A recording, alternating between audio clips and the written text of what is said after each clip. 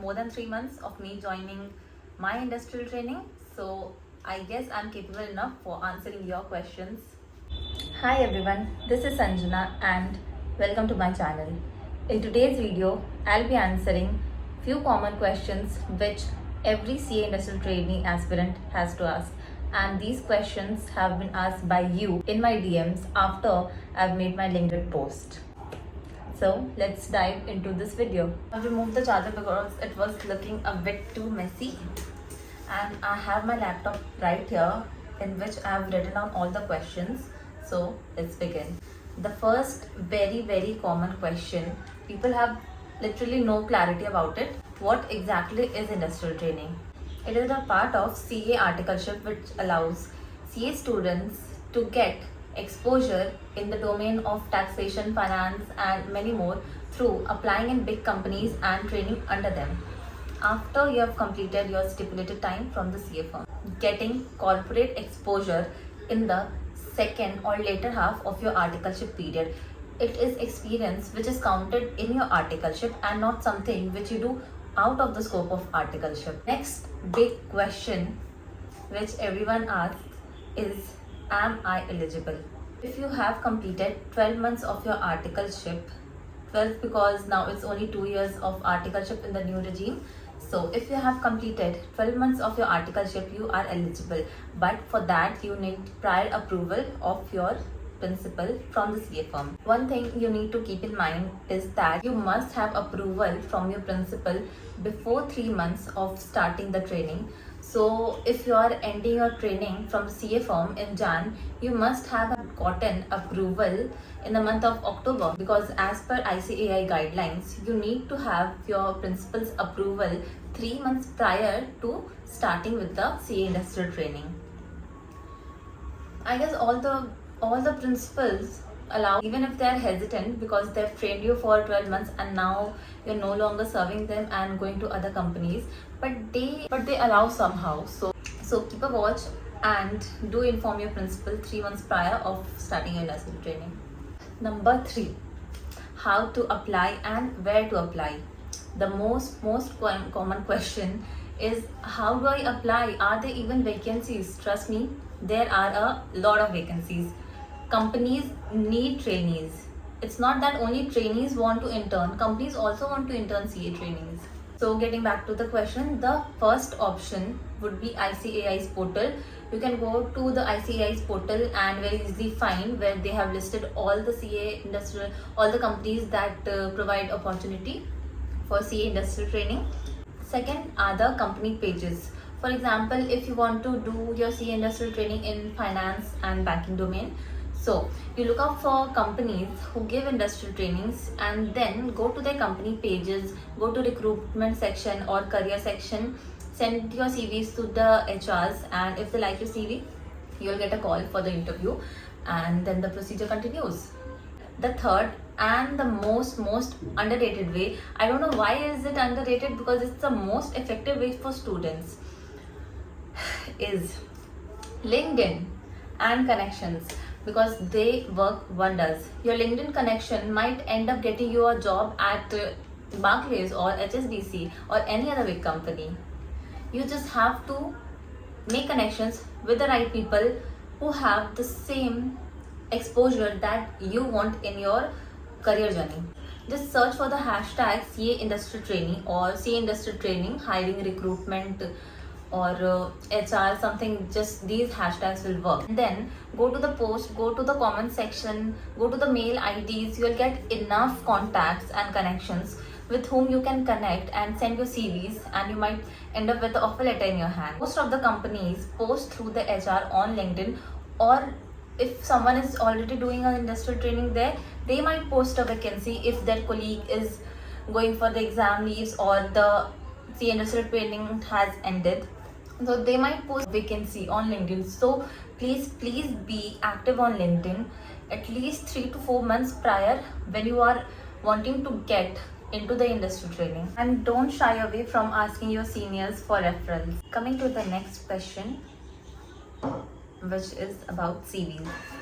Should you send a single page CV or can it exceed 1 page mark? And do you attach a photo, an official photo or a non-official one will work? Let's get into that. The CV I sent got accepted in 4 companies. If you want, then you can drop your mail IDs in the comment and I'll share that CV with you. Coming back, generally any CV would be very basic and informative and crisp. So it should be a one pager, and no, I don't think cover letters are needed to be attached. Of course, it's discretionary, you might attach one, and so goes for the photographs. So you might have photograph or you might not. It is not compulsory to have one, and it is not compulsory to not have one. I had one photograph which was placed at left side. Of course, when you get the CV, you get to see what it was like. I'm just giving you a brief about it. So it should be one pager and it should be in a descending order, not from your KG to your college or your graduation or your CA form. It should go from your CA form, your graduation, your 12th, your 10th. You do not include anything beyond your 10th. The second half of your CV should have your technical as well your non-technical skills. Trust me, non-technical skills do play a very important role. They just increase the chances of your CV getting pulled out of other thousands of CVs. Below that, you might mention your hobbies if you have any. It's not compulsory, but it's good that you have.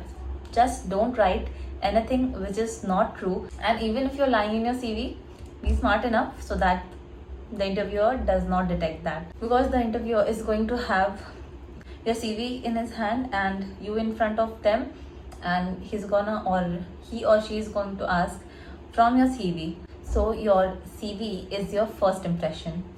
Make sure it's the best. Let's get into the next question. What are the pros and cons? Many pros and many cons. But I think pros are always higher because it is a part of your CA journey, and the more exposure you get, the more beneficial it is for you. Let's get to the pros first. Industrial training gives you real corporate exposure. You know how to handle big clients, big tasks, and you get responsible because you are no longer just a CA article, you are a trainee. Chance to explore industrial roles better, so that after you have become a CA, you know exactly where to go, which domain to get into, and how to deal with work pressure. Because trust me, CA articleship में जितना काम नहीं होता उससे double काम होता है industrial training में. What are the cons? Let's not talk about that, but I will. You get little to no time for studies. Trust me when I say this, little to no time. It's just you wake up, you go to office, you come back and you sleep, because A, you are very tired from all the office work, and B, after your 10-hour shift, you will not have that mind clarity in which you can grasp and study new content. Except for this, I don't think there's any other con. ये बात अलग है that if you do not want to work hard, then it's of course not for you, because in industrial training, you really got to work hard on your skills, on your patience, on your responsibilities, on your work and everything else. Let's talk about money. Of course, we are going to start with ICAI's guidelines, and as per guidelines, you get minimum 15,000. That's just a minimum amount, but that can scale up to a lakh or 1.5 lakh per month in companies like Barclays and other banks and the big threes. You get around 20 to 30k in tier 1 and 2 cities. In tier 1 cities, if there are any opportunities, you get below 20k, I suppose, but of course above the ICAI guidelines. Do I get leaves? In the 2-year articleship program in the new regime, you are not obligated to get leaves. The company or the firm is not obligated to give you leaves. You of course end up your articleship with a 6-month cooling period, and in that 6 months you can do your trainings and study as well. But as of now, there are no official leave or study leave for you for your new regime. Is it worth it? And my final thoughts. See, as for me, I was from a small not even medium, I would say very small CA firm, and I got to get experience in such a big company with such great people, such great work. It's literally everything for me right now, and I'm so grateful I got this opportunity. If anything negative about this is the timing issues, which I think will be there even if you are in big fours in your articleship and not doing your industrial training. In my personal experience, the way I have understood the way things work in corporate and how things actually get done is a big thing for me, because this side of it, the industry, was unexplored by me, and I know it has been unexplored by many other people, but it's always great to explore. And I guess it would be great if you explore how CAs work from this side, that is the industry side. It's totally worth it, worth your time, worth your hard work, and worth your patience. Because a person who has done industrial training and a person who has not industrial training, I think they are not on the same page. The person with corporate experience is always a step higher than the one who's not got a exposure.